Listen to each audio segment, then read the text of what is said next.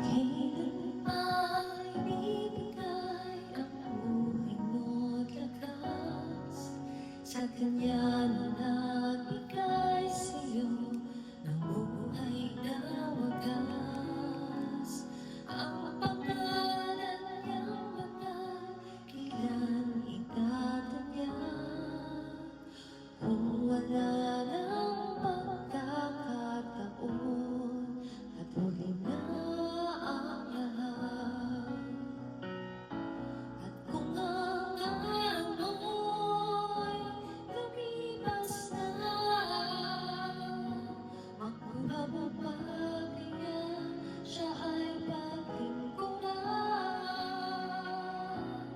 Kailan ba kaya maglilingkod sa Diyos? Kung hindi ngayon, kailan ba?